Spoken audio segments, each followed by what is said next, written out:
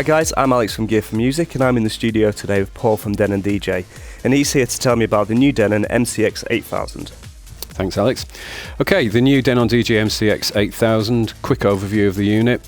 It's the world's most comprehensive and advanced Serato DJ controller, with the additional bonus of having a backup or an alternative play mode with the USB standalone Engine 1.5 capability.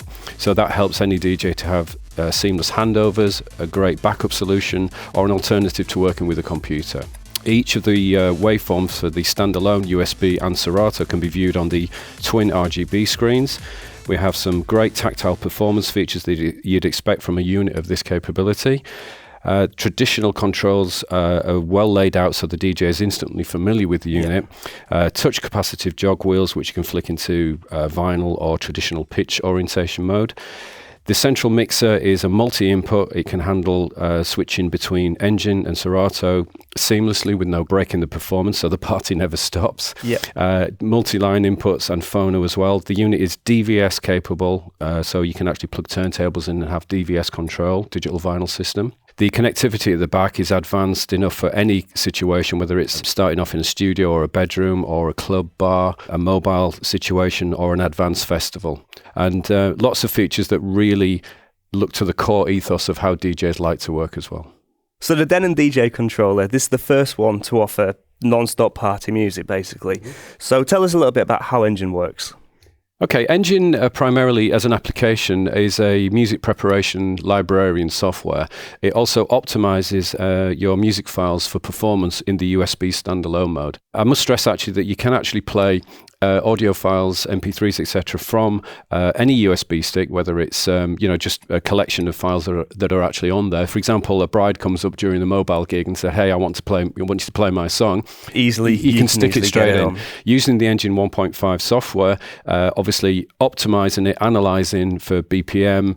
Other data, hot cues, etc. It optimizes the performance. And that all happens inside the unit itself? Yeah, with the processor that talks to the Engine prepared music files is independent to Serato DJ, the one that looks after that. So the two are working in tandem. It's not like the processor has been challenged with two tasks at the same time.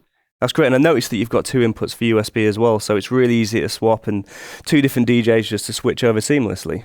Yeah, that's true. I mean, two DJs could switch over seamlessly even just on the USB side. Each drive can actually handle up to 2 terabytes and 100,000 songs per great drive. Deal of music. So one DJ could come up with a USB drive, put it straight in, and then the actual handover would be seamless. So you can see the little Engine logo right here, so I'm guessing it's really easy to switch between Engine and then Serato. Absolutely. Just at the flick of a switch, you can go between the two applications seamlessly, no glitch.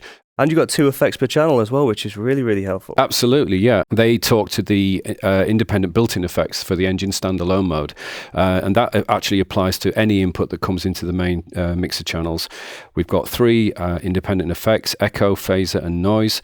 And you can actually alter the delay time or the LFO for each effect. And you've also got a kind of a nice EDM noise filter thing going as well for those, big moments when you want to bring in a drop or take one out. So the build quality of the unit, I mean, I've been having a little bit of a play with it, and it's really good quality. Yeah. Even things down to the pots for the filters. There's a nice indentation on there, so you don't tend to go over, exactly where you are. Yeah, well, the thing that Denon DJ is renowned for is the build quality of the units. I mean, for this particular unit, it's in metal, full metal chassis.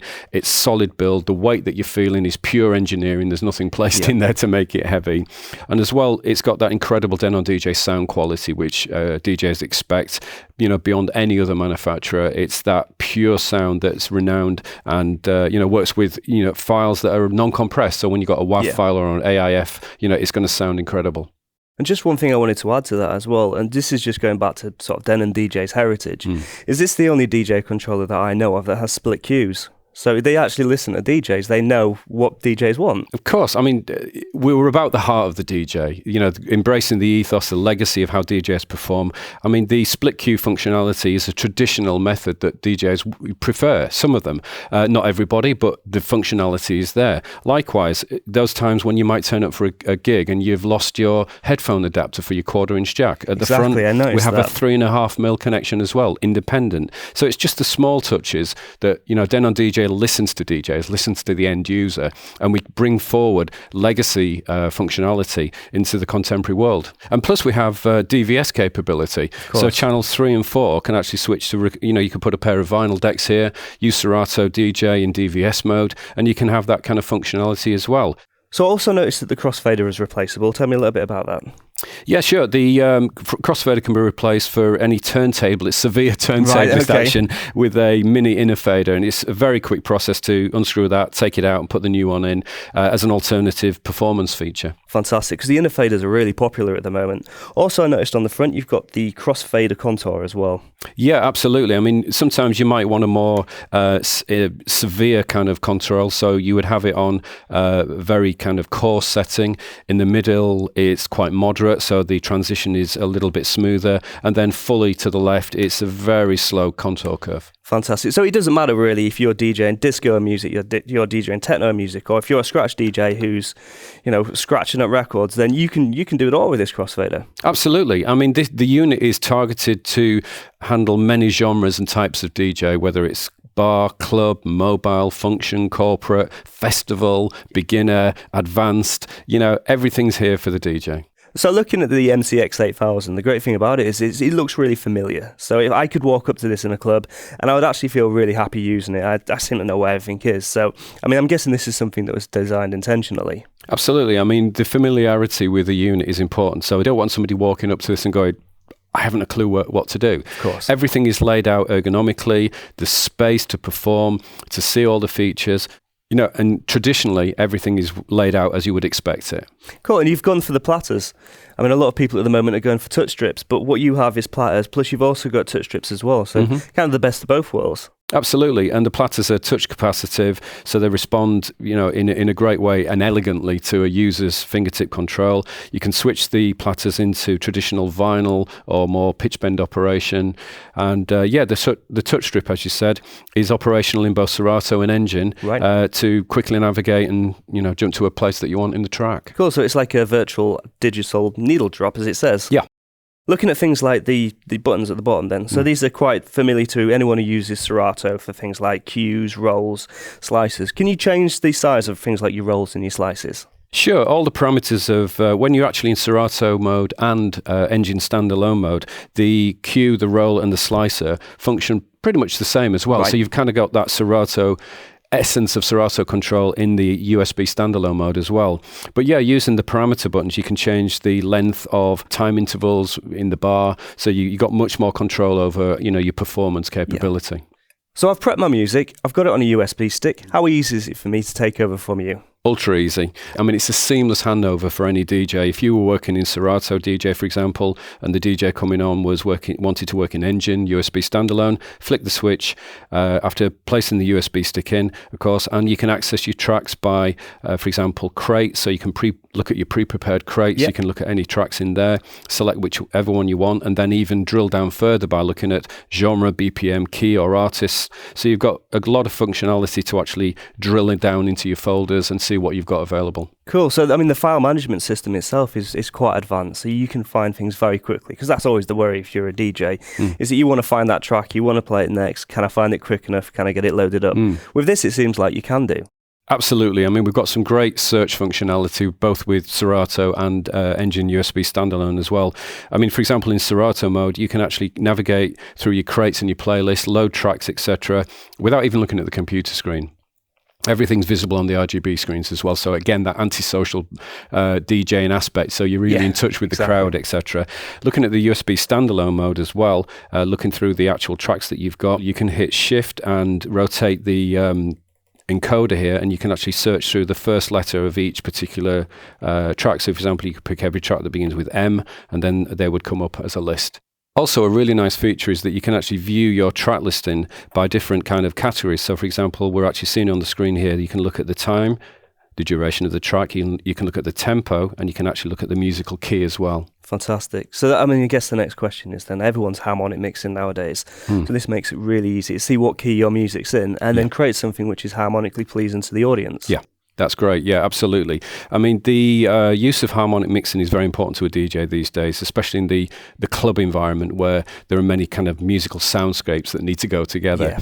With Serato DJ, we have the pitch and time plugin, or the expansion pack, is actually free and ships with the unit. So Fantastic. You don't have to actually buy that as well. And the pitch and time algorithm is based on the studio one, which is the highest quality in the world. What this actually enables the DJ to do is harmonic mixing, so you can match two tracks musically in the same key. If you use the Camelot system, it's very easy to work out that as well, you know, if you're not as musically oriented. And also the use of pitch play, which is the new Serato functionality, which is a performance feature where you can actually take a cue point and then play it melodically up and down the keyboard in semitones. So that's, you know, for the more expressive DJ, that's an incredible feature.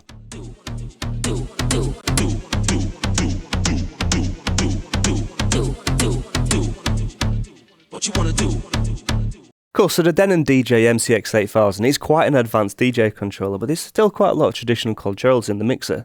So tell us a little bit about the controls we've got in here.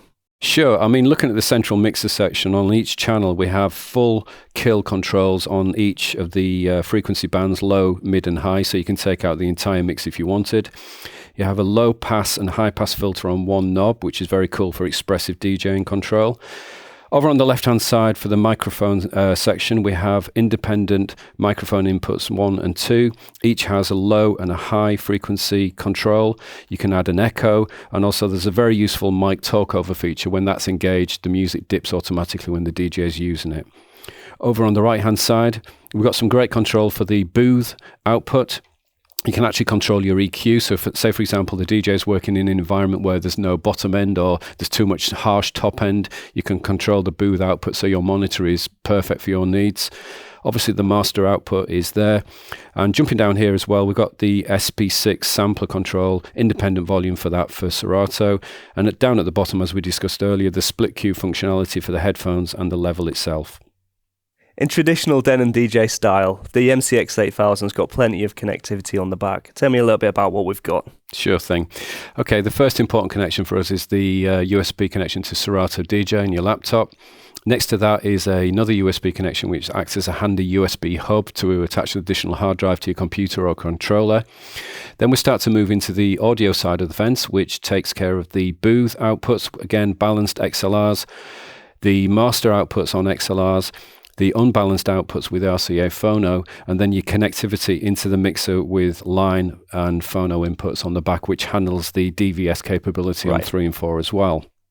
And next to that, we have the inputs for the microphone, which is the combo jack and the standard 1/4-inch jack, and then moving over to the next connection, which is the stage link. Cool, so I noticed that on the back, actually, it just says link. It's a bit ominous. Tell me a little bit about how stage link works. StageLink is an integrated protocol that we're working on currently, which in the future, very soon, is going to be able to control a DJ's lighting systems, video control, and even pyrotechnics. So, for example, you could have a specific lighting performance for a slow dance or for an energetic club track, and then launch some pyrotechnics or play some video with the track that's actually playing and controllable by the pitch as well. So it's something that we're working with for the future to give more expressive control to the DJ on an audio and a visual side as well, and that's coming very soon. So looking at the controls, it doesn't matter whether you're DJing digitally or you're using vinyls, pretty much all the connections you could possibly need are there. Absolutely. I mean, the point of the unit and the legacy of the Denon DJ brand is to give the DJ everything they need to perform creatively, be future ready. Combine that with the legacy Denon DJ build quality, the sound quality, the reliability, and you have a unit which can take care of any eventuality in the DJ world. Thanks for watching this brief overview of the Denon DJ MCX8000. I've been in the studio today with Paul from Denon DJ. If you are interested in the product, just head over to our website at Gear for Music. Thank you.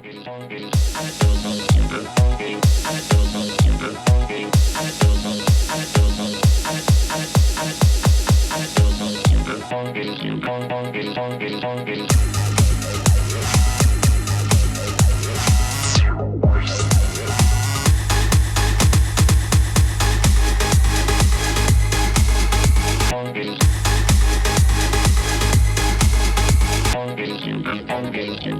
you.